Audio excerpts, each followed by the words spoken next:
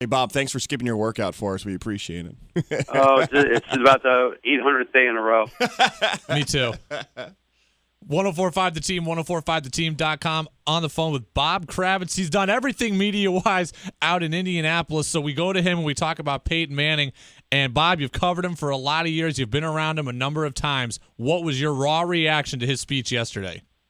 I thought it was typical Peyton. I sent him an email. I said, we know you're a better quarterback than me, and we know you're a better golfer than me, but I'm kind of angry that apparently you're a better writer than me. I thought it was really, really well written and constructed, really well presented. It had the right amounts of emotion, which were real and raw. I thought that it was funny, typical kind of Peyton humor. And, I just thought it was a perfect way to go out, and he's going to do something similar here in Indy on March 18th to give the fans here a chance to say goodbye, and I think that's pretty cool. I think we know where Peyton Manning ranks in the lexicon of great NFL players, but in terms of just figures in Indianapolis, what's his legacy?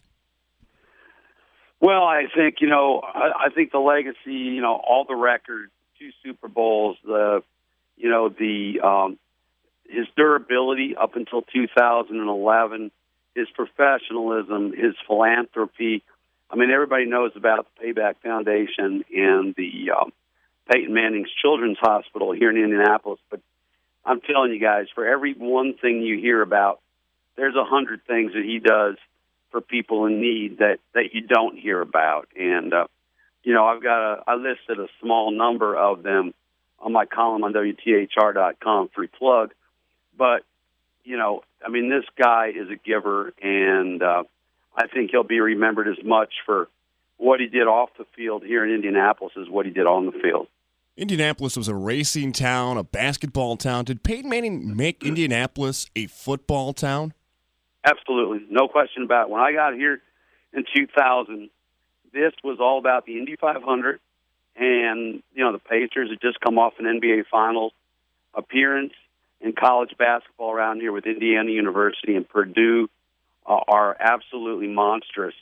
And once, the Colts were mostly terrible through, the 80s, when they got here in 83. And Peyton changed it. This is a football town, first and foremost. And just to show you the reach that he's had, high school football around here used to be awful. And it was just something that people did to buy time before high school basketball began. High school football, since Peyton came along and the Colts' great teams of the 2000s, has improved, markedly. And in central Indiana has now become a very fertile recruiting ground for big-time college programs. So, his reach it's unbelievable, and it's hard to quantify, but, if you live here, you see it. With such a tremendous impact on that city, is there any backlash from Colts fans that Peyton decided not to retire as an Indianapolis Colt, maybe just a one-day contract or retire as a Colt? Well, first of all, as you guys know, it's not like baseball where you go in the Hall of Fame and you wear one team's hat or another. Right. In football, you just retire as a player. But no, look, he finished his career in Denver. I think it's right that he did his press conference in Denver. It would have been a hell of a insult to the Denver Broncos, who brought him in, if he'd come back to Indianapolis, to have done that. Now, I don't believe that he's going to do a one-day contract. I think that's off the table. I don't think he should. But the fact that he is coming back here on March 18th to do something here, shows me that whatever bruised feelings persisted between him and Jim Irsay have dissipated. And, the people here never stopped loving the guy. They understood that he didn't leave of his own free will. He left because he had to leave, and they get that. Bob Kravitz, media personality, sports columnist in Indianapolis, with us, 1045 The Team, 1045theteam.com. Brady and Goss here in for Levac. And Bob, what's next for Peyton, you think? Is he going to be, corporate Peyton? Is he going to be front office Peyton? Does he have any interest in coaching? What do you think is next? Oh, no way coaching. It's, too much time and pressure and not enough money. I don't think he wants to take that pay cut. I think that he's going to end up in ownership in some capacity, quite likely with the Tennessee Titans. but it could be another team. And I think at some point he's going to become a general manager. I think he's going to go the John Elway route. We've talked here with Bill Polian several times, and he says that Peyton could walk into the front office tomorrow and be able to do that job. So I think Peyton still wants to have skin in the game. He still wants to be involved in winning and losing, and that's the route that I see him going. Our own Jeff Levac, who's out today, he thought that Peyton was going to go to Cleveland because of the Haslam, Tennessee connection, and maybe he was going to play 1 year and mentor Carson Wentz if they draft him. Did you ever buy into that? Because I started seeing that other places. It's funny that you mentioned that because I did several. I've done about 800 radio shows, and they all asked me, if he had stayed in the game, where would he have gone? I thought Houston was a possibility.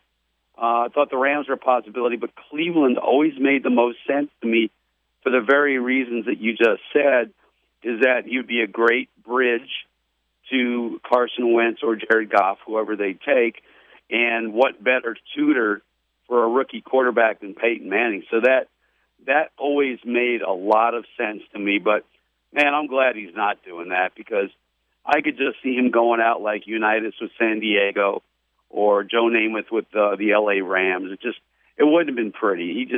He didn't have any gas left in the tank, and I think he left at precisely the right time. Bob Kravitz, media personality, sports columnist. He's covered Peyton Manning for years, and he's with us on 104.5 The Team and 104.5theteam.com. Bob, weeks ago there was talk of Peyton Manning and HGH. You have had interactions with the Geyer Institute before. For those who may not know, what was your interaction with them? Well, I was, not feeling right in the early 2000s without getting too deep into it. And I went to the Geyer Institute to see, my general practitioner said, this guy's got some great ideas. Why don't you go there and see what he comes up with? And, so I did a lot of the same things that Peyton did, that he mentioned in his response to the allegations. And, yeah, he at one point prescribed HGH for me. I did it for maybe a month. And unfortunately, all it did was drain my bank account. Didn't really help me.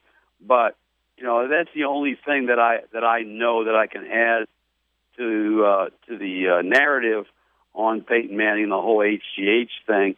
While I don't know whether he received any from Dr. Geyer and his office, I do know for a fact that Dr. Geyer, when he feels that it's medically efficacious, he will prescribe it, and he did for me.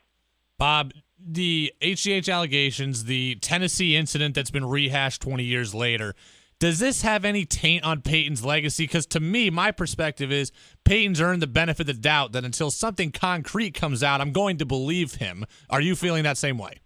Yeah, I agree with you. I mean, look, to me, the thing 20 years ago is 20 years ago, and he was never charged with anything, never convicted of anything. He did reach out court settlements twice on the thing, but to me, what was written in the New York Daily News was a one-sided, agenda-driven hit piece that made no attempt to reach out to Manning's side or Manning's legal team for any kind of response. Now, if something comes out of this latest UT lawsuit, or if something comes out of this latest HGH investigation, then we'll have to look at it again. I'm not closing the door on the possibility that there was something wrong there. But, yeah, for the time being, I think that you do have to give him the benefit of the doubt. Bob Kravitz, media personality, sports columnist, covered Peyton Manning for years in Indianapolis when Peyton was a Colt. Bob, thanks for being with us. We really appreciate your time. We really enjoyed your perspective. Thanks again. Okay, no problem, guys. Take care. Thanks.